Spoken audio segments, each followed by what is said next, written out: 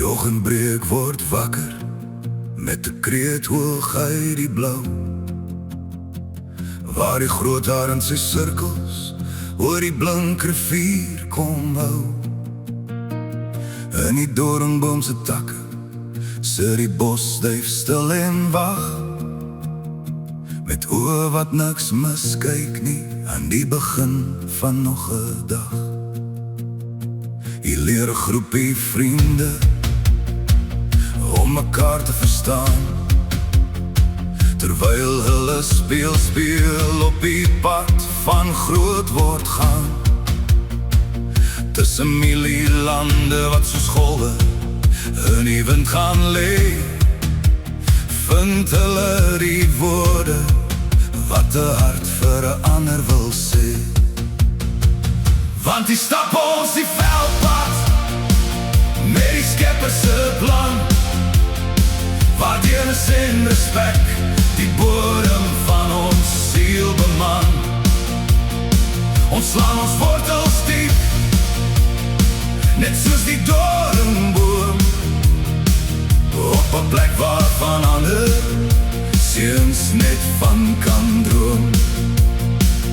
As die son die Karoo grond in warm goud kom kleur, en die reuk van doringbluisels deur die lug skeur, dan buig ons die knie waar brakwater en vrede vloei, en ons kyk hoe die karakter in elke jong man groei. Hier is jou woord, jou Heer, en jou broer, jou vaste rots. Ons dra mekaar se laste met 'n stil en diepe trots.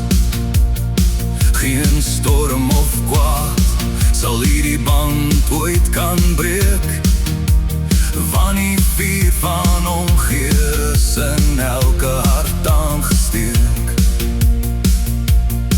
En as die skadu's lank word oor die wye landerye, dan weet ons dit is veilig in die Here se weë en rye. Ons is meer as net 'n skool, dit is 'n leefwyse wat bly in die spore van die manne wat voor ons hier kon ry.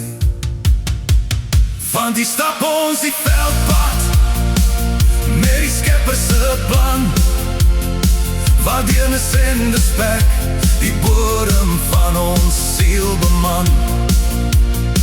Ons slaan ons wortels diep, net soos die doringboom, op 'n plek waarvan ander seuns net van kan droom. Ja, vertel dit vir die wêreld, laat die hele land nou hoor, van die wolramme wat hier as broers saam woon. Tussen die visrivier en die berge wat groen vertoon,